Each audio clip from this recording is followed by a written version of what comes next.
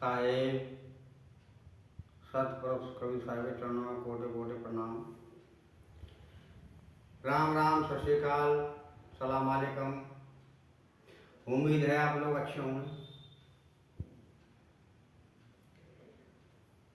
आज अपन जानेंगे कि धर्मदास जी कौन थे और कवि साहब ने किस प्रकार से अपना मार्ग भवसागर में कलयुग के लिए स्थापित किया है। लेकिन उसके पहले सर्व संसार को कोई एक चेतावनी है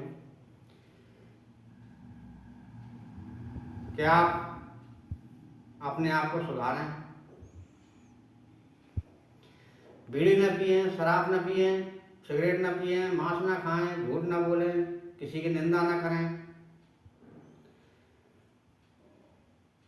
किसी बहन बेटी के साथ गलत व्यवहार न करें, जहाँ तक हो उसकी रक्षा करें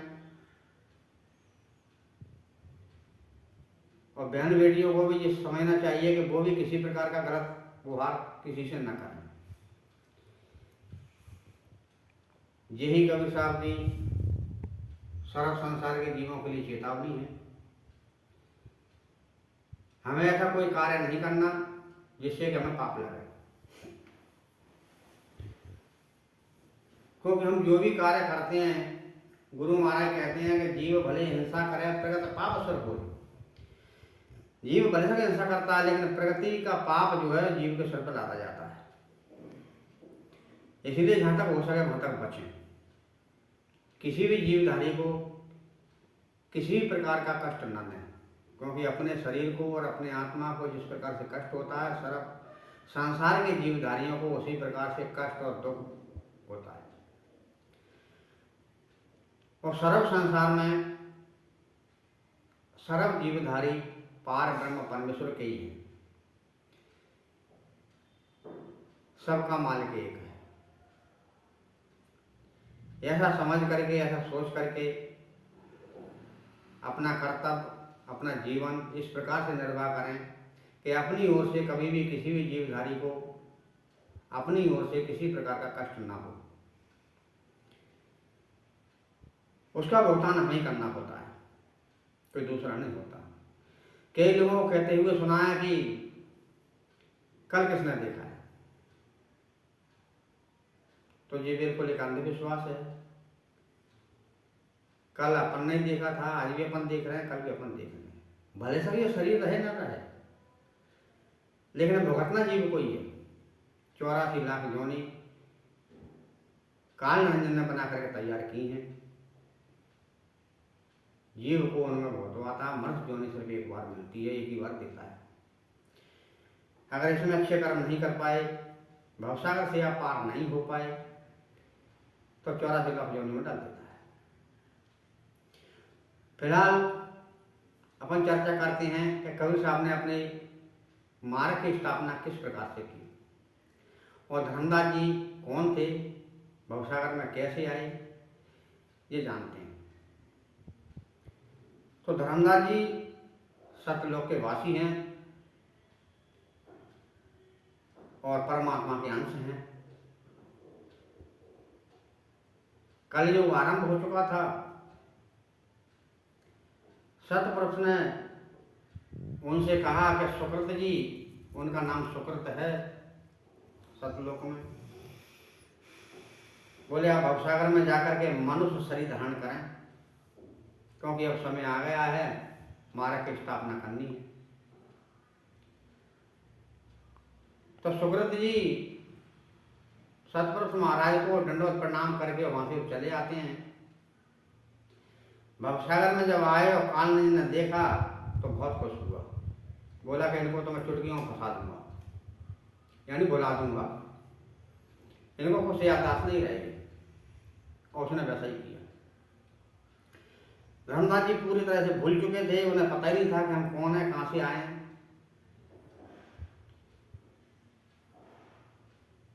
फिर सतपुरुष महाराज ने ज्ञानी जी से कहा कि ज्ञानी जी, कबीर साहब को कहते हैं कि अब वो समय आ गया है कि भवसागर में अपनी गद्दी अपने मार्ग की स्थापना करनी है। तो आप चले जाओ। सुकृत जी पहुंच चुके हैं और उन्हीं के हाथ से 42 वंशों की स्थापना करो। और जो 42 वंश हैं वो मेरे ही अंश होंगे जो भवसागर में उपदेश करेंगे। अब कलयुग में मार्ग चलेगा। तो कबीर साहब पार ब्रह्म परमेश्वर को दंडवत प्रणाम करके भवसागर के लिए चले आते हैं। तो कबीर साहब यहाँ क्या कहते हैं कि छोड़ी लोक लोक की काया और नर की देह धर तब हम यहाँ आया। यानी सतलोक की जो काया थी हमने सतलोक में छोड़ दी और नर की देह धारण करके हम भवसागर में आ गए। जब कबीर साहब भवसागर में आए तो काल निरंजन उनके पास आया। और शायद काल निरंजन को आप नहीं जानते हो कि वो कौन है, लेकिन किसी अगले वीडियो में हम ये भी आपको दर्शा रहे हैं। हाथ जोड़ करके उसने दंडवत प्रणाम किया। बोले प्रभु आप कहाँ जा रहे हैं? तो कबीर साहब बोले कि मैं भवसागर में जा रहा हूँ और अब मुझे मार्ग की स्थापना करनी है जो तूने कहा था कि कलयुग में अपना मार्ग चलाना। तीनों युगों में तूने मना कर दिया था, मेरे से वचन ले लिया था। तो बोले महाराज आपने इतना वचन दिया तो मुझे एक वचन और दो। बोले क्या?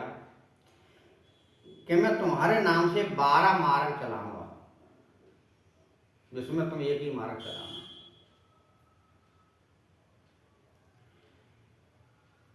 गुरु महाराज ने उससे कहा कि अरे काल तुमने अमृत में विष बोल दिया, क्योंकि जीव यही समझेंगे कि ये कबीर मार्ग है और उनकी मुक्ति नहीं हो पाएगी। चल तू मांगता तो मैंने दिया, फिर भी बोले मैं जीव को निकाल ले जाऊंगा। बोले महाराज एक काम और था। बोले क्या? कि सुकृत के घर में पहले मेरा दूध जाएगा, उसके बाद में आपका अंश आएगा।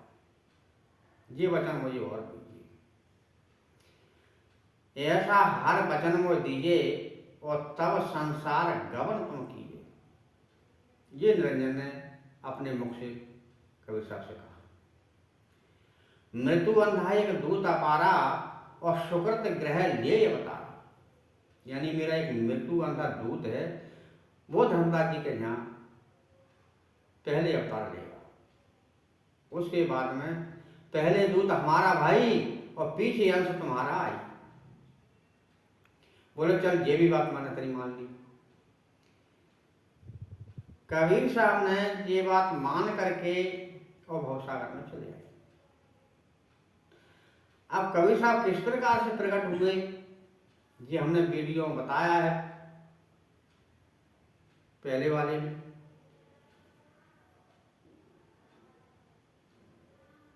धर्मदास जी से जाकर के मिले। धर्मदास जी पूरी तरह से भूल चुके थे। वो भवसागर की तरह आम आदमी की तरह पूजा पाठ किया करते थे। कबीर साहब ने उनको चेताया, बोध कराया, वो याद दिलाई। जब सतलोक की याद उन्होंने दिलाई तो धर्मदास जी बहुत रोए। कबीर साहब बोले कि हे सुकृत जी अब तुम्हें रोने की जरूरत नहीं है, हम आ गए हैं और हमने सब तुम्हें याद करा दिया है। तो बोले कि महाराज अब ये मनुष्य शरीर मेरा कैसे छूटेगा और पुनः अपने घर कैसे जाऊंगा। बोले धर्मदास तुम्हें चौका करना पड़ेगा, वो भी 1.25 लाख का। धर्मदास धन के धनी थे। उन्होंने कहा कि महाराज आप 1.25 लाख की कहते हैं, मैं 1.25 करोड़ का चौका करूँगा। और उन्होंने 1.25 करोड़ का चौका किया। वहाँ वो गुरुमुख हुए। गुरु महाराज ने पान परवाना दिया, उनको नाम दिया, जिसके बारे में कबीर साहब ने कहा है सार शब्द जिसको कहते हैं।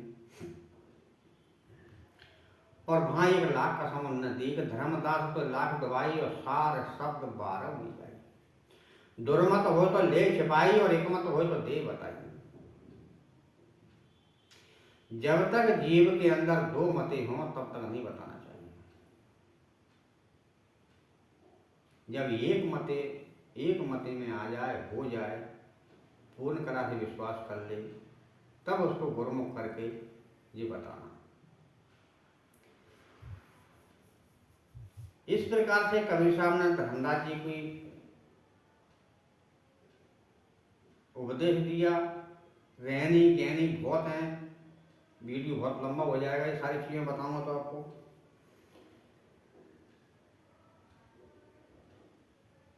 उसके बाद में उन्होंने कहा कि हे सुकृत, बोले अब मैं 42 वंशों की स्थापना करूंगा। और कानन का जो दूत था वो जन्म ले चुका था। उनका बड़ा पुत्र था जिसका नाम था नारायण दास। बोले अब मेरा अंश तुम्हारे यहाँ अवतार लेगा, जिसका नाम होगा चूड़ामन। अब मैं 42 वंशों की स्थापना करूंगा और यहीं से अपनी गद्दी की स्थापना करूंगा।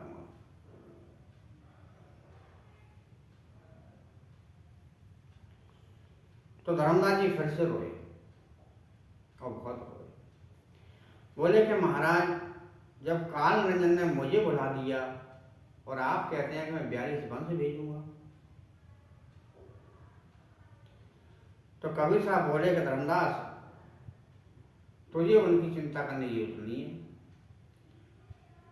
उनकी जवाबदारी अब मेरे ऊपर है, मैं उनको फंसने नहीं दूंगा। कबीर साहब क्या कहते हैं कि जब जब काल झपट्टा लाई और तबे तबे हम होश आई। जब जब वो झपट्टा मारेगा हम तब तब उनकी सहायता करेंगे। इसलिए तुम अपना काम करो और 42 वंशों की स्थापना की तैयारी करो। तो 9 महीने बाद चूड़ामन जी का जन्म होता है। गुरु महाराज जान गए कि मुक्तामणि आ गए हैं। वो तुरंत वहां पर पहुंचे और धर्मदास जी बहुत खुश थे कि स्वयं पार ब्रह्म परमेश्वर ने मेरे घर में अवतार लिया है। इस खुशी में वो भवन के भवन लौटाया है, यानी दान करे। चूड़ामन जी बड़े हुए, उनको गद्दी सौंपी गई, चौका किया गया, उपदेश दिया गया और धर्मदास जी से कहा कि मेरी गद्दी की स्थापना आज से जो हो गई। अब कबीर साहब कहते हैं कि जब लग अंश करें गुरुबाई और तब लग धरनी धर्म न पाए। बोले जब तक मेरे अंश गुरु गद्दी चलाएंगे तब तक मैं पृथ्वी पे नहीं आऊंगा।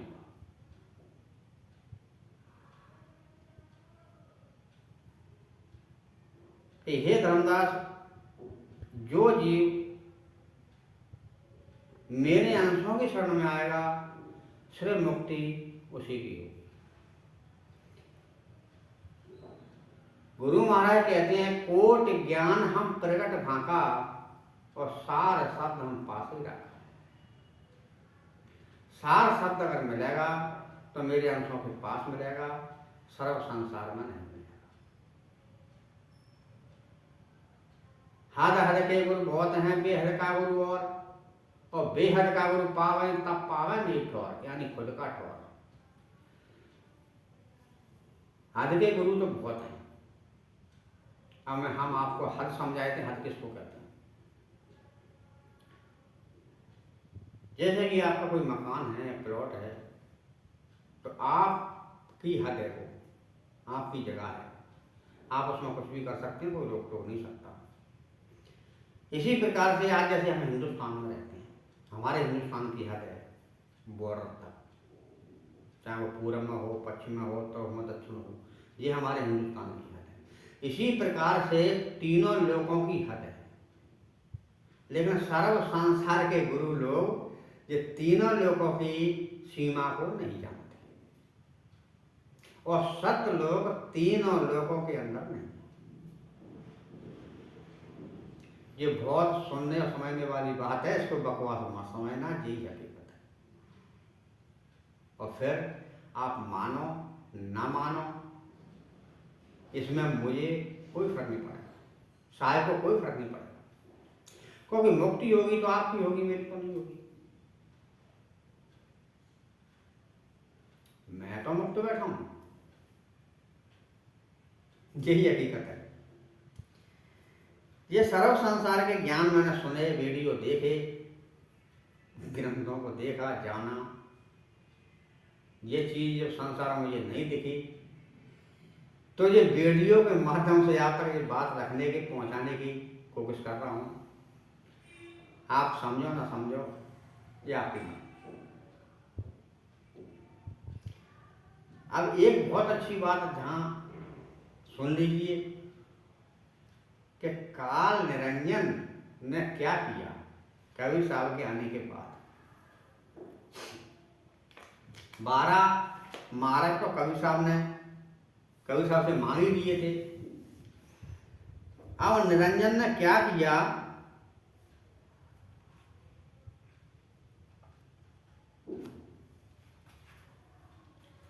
चार दूत पैदा करे।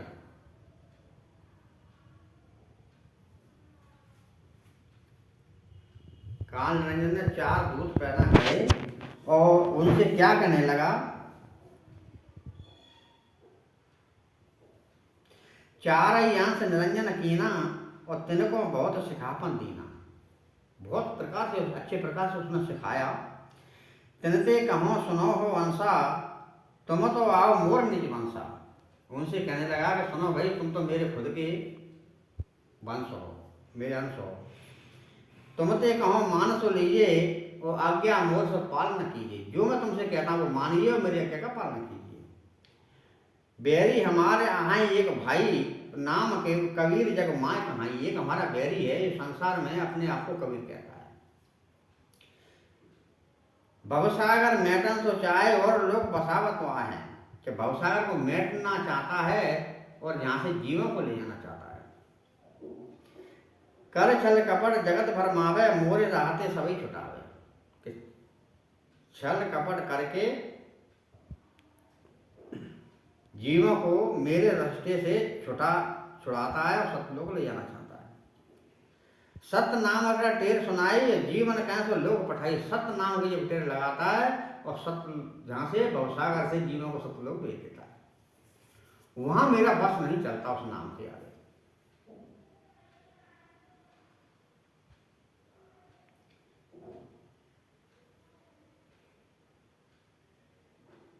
अब तुम एक काम करो, आज्ञा मान जगत न जाओ, नाम कबीर पंथ प्रकट। अब मेरी आज्ञा मान करके संसार में जाओ और अपना नाम कबीर धर के पंथ प्रकट करो। पंथ 4 तुम जग निर्माओ, आपन आपन राह बताओ। यानी 4 पंथ संसार में प्रकट करो और अपनी अपनी अलग अलग रास्ता बताओ जीवों को।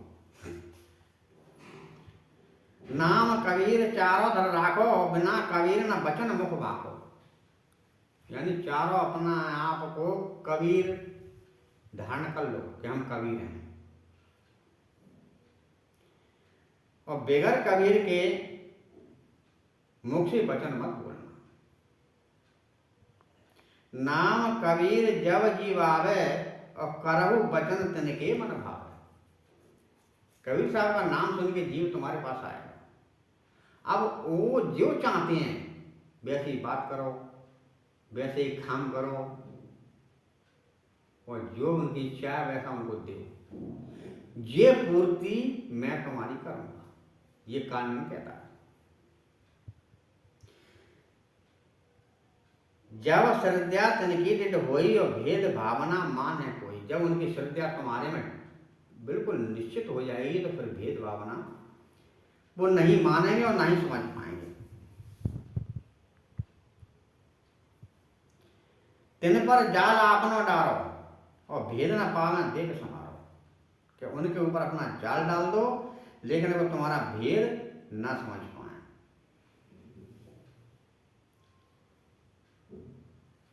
जब कबीर बांधवगढ़ जावे धर्मदास के निज अपनावे, जब बांधवगढ़ में कबीर साहब जाएंगे और धर्मदास जी को अपनाएंगे, 42 वंश तब थावे राजू और तवहीं सोवे राज विराजू, के बांधवगढ़ में जाकर के 42 वंशों की राज की स्थापना कबीर साहब करेंगे। वैसे तो हमने 14 यम से नाका रोका, 12 पंथ हम लाए धोखा, तब हमको संशय भाई तासे तुमका देत पठाई। वैसे तो हमने 14 यम से नाके रोक के रखे हैं, क्योंकि जीव को हम निकलने नहीं देते।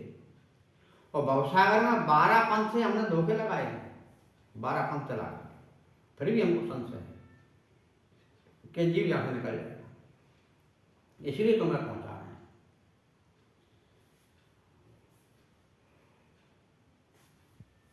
तब ही तो हम जाना भाई वचन मोर तुम ले उठाई, कि हम जब जानेंगे जब मेरे वचन को तुम सिद्ध कर दोगे, कोई जीव यहां से निकल ना पाए। और वही उन्होंने किया। सुनत वचन हर्षे सब तव दूता, आज्ञा मान लीन तुम पूता। उनके काल इनके वचन सुन करके चारों बहुत खुश हुए और वो हाथ जोड़ करके कहने लगे कि हमने तुम्हारी आज्ञा मान ली, जैसा आप चाहते हो वैसा ही होगा। अब 12 पंथ तो कबीर साहब से मांगे थे, वो उसने चला दिए, और 4 ये अब कितने हो गए? 16।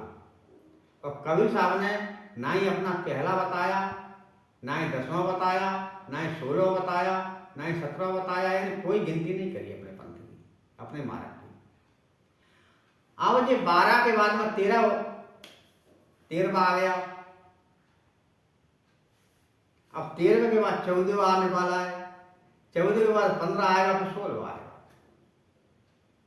ये इतनी गहरी बात सोचने समझने की है। अगर आपको मुक्ति चाहिए तो, नहीं चाहिए तो कोई बुराई नहीं है, जैसा आपको अच्छा लगता है वैसा करिए। हमारा जो काम था, फर्ज था, क्योंकि आप लोग यही समझेंगे कि ज्ञानी इस भवसागर में कोई है नहीं, लेकिन कबीर साहब से बड़ा ज्ञानी कोई नहीं। इसीलिए ये बात कबीर साहब की आप तक पहुंचाने की कोशिश की है। तो काल रंजन ने जो करा और वो आपके सामने है, भवसागर में जगह जगह मार्ग चलना है। इनमें से कबीर साहब का नाम लिया जाता है, भेद नहीं। ये अभी खैर पहली किताब में क्लास में पढ़ रहे हैं। जैसे कि बच्चा रोटी को वट्टा और पानी को पप्पा कहता है, इसी प्रकार से अक्षर कहते हैं, अक्षर इनको बोलना भी नहीं आता, अक्षर को अक्षर कहते हैं। कबीर साहब ने जो बात कहीं नहीं कही कि मूल ज्ञान जब तक छुपाई, जब तक द्वादश पंथ ना मिट जाए। द्वादश पंथ मिटाएंगे नहीं। कबीर साहब ने कहा फिर आई, फिर जाई और बार बार जग में प्रकट आई, ये मिटाएंगे नहीं। ये तो जीव को भरमाने के लिए इस प्रकार के ग्रंथ लिखे गए हैं, अपनी किताबों का आविष्कार किया गया है, लेकिन कबीर साहब ने ऐसी बात कहीं नहीं कही। कबीर साहब कहते हैं तो ये कहते हैं अक्षर भेद जाने नहीं, बातें कहें बनाए, तिनको काल खंड तुम जानो, इनसे मुक्ति ना है। ये तुम्हारी मुक्ति नहीं कर सकते,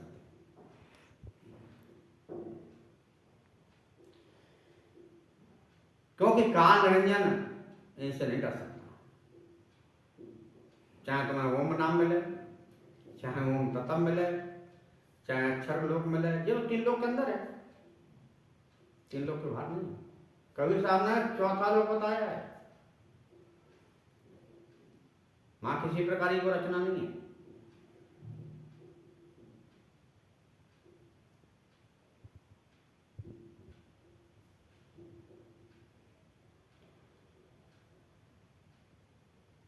अब कलयुग में क्या है, कलयुग जीव ज्ञान सुत नाही, देख ही देखा रहा चलाई। कलयुग में जीव को ज्ञान की सुध नहीं होती, पढ़ा लिखा बहुत है,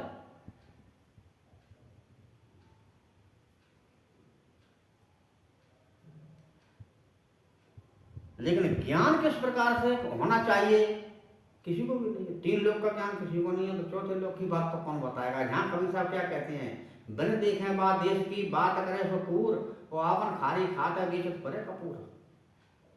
उनका कहने का अर्थ है कि बिगर देखे अगर सब लोग की कोई बात करता है तो वो कूर है, यानी कुत्ता। ये मेरे वचन नहीं, खुद तो नमक खा रहा है और कपूर खुशबू वाली चीज बेच रहा है, क्या और सारा शब्द हमारे पास है, जबकि सार शब्द गुरु वही जो सत्य बतावे, और गुरु को काम आवे, सारा सार निकार दिखावे। ये कवि साहब को बचा।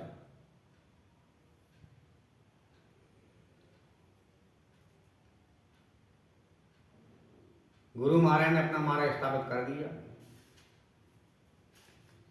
42 वंशों की स्थापना कर दी।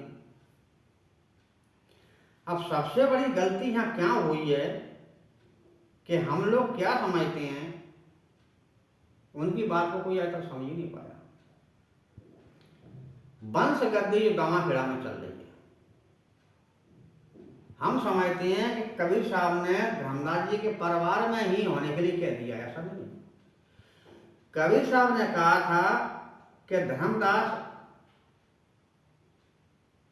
मेरे अंश जो होंगे वो तेरे बराबर के होंगे, क्योंकि जिस प्रकार से धर्मदास जी को भेजा था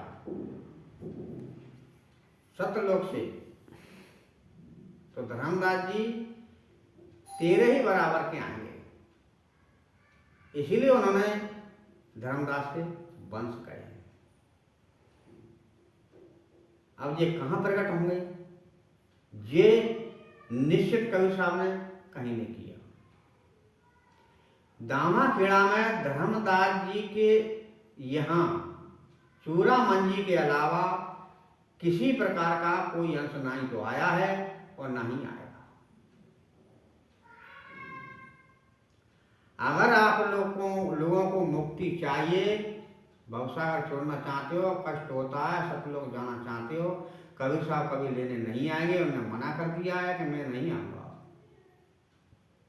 पूरे कलयुग। और ये 42 वंश जो है पूरे कलयुग के लिए हैं।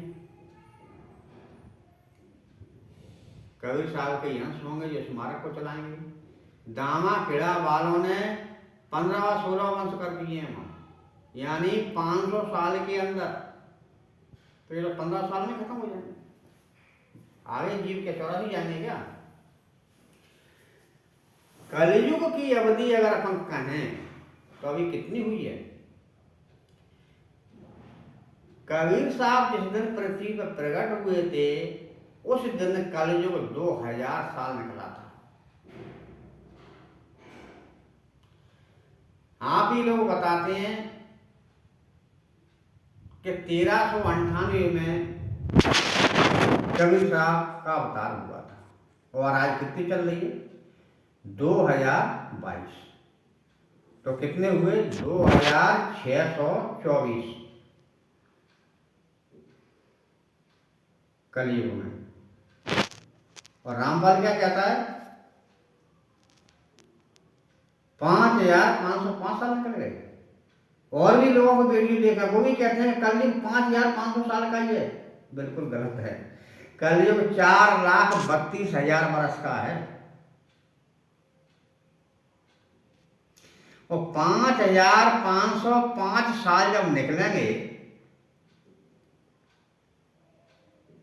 तब पूरे हिंदुस्तान में हर घर में कबीर साहब का ओरिजिनल नाम होगा, डुप्लीकेट नहीं होगा। ये कबीर साहब ने कहा है कि उस वक्त मेरे हंस ज़्यादा मात्रा में उतरेंगे और पूरे देश को ज़्यादा से ज़्यादा मुक्ति करेंगे।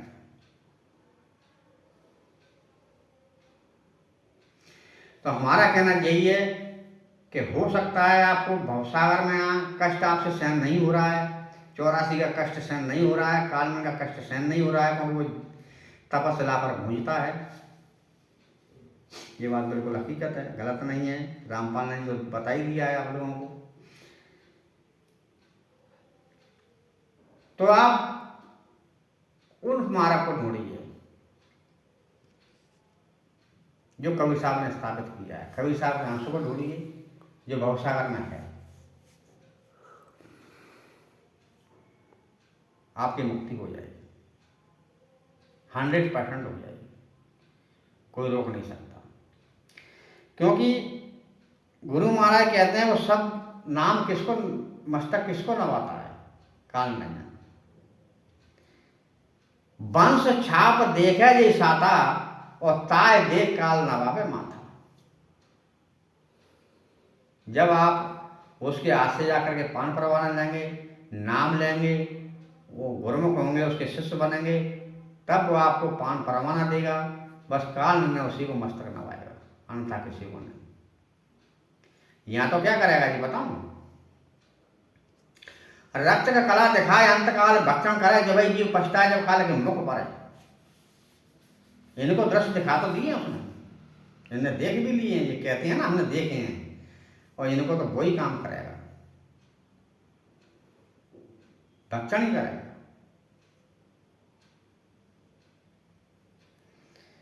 वो कहता है कि चाहे मेरी भक्ति करो चाहे नहीं करो, मेरे से बचोगे नहीं। सबको काल नचावे नाचा, और भक्त अभक्त कोई नहीं बांचा।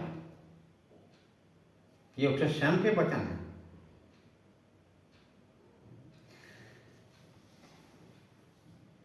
दामाखेड़ा की जनता जो है बहुत भोली है। मां नाम नहीं है, ये मुझे अच्छी तरह से पता है। और मैं दामाखेड़ा की जनता से बहुत प्रेम करता हूं।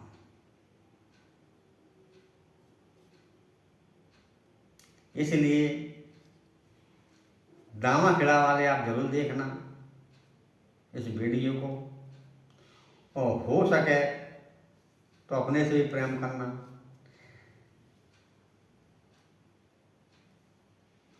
क्योंकि हमें पता है आप में से किसी ने प्रकाश से सार शब्द के बारे में पूछा था, तो मैं आपको डांट मिली थी कि कभी साहब झूठ बोलते थे क्या। यानी कहने का अर्थ यह है कि सार शब्द उसी को कहा है कि कभी साहब सत्य बोलते थे, ये नहीं। वो कुछ नाम अलग है जो जिव्या को नहीं आता, और वह 3 लोक में नहीं है।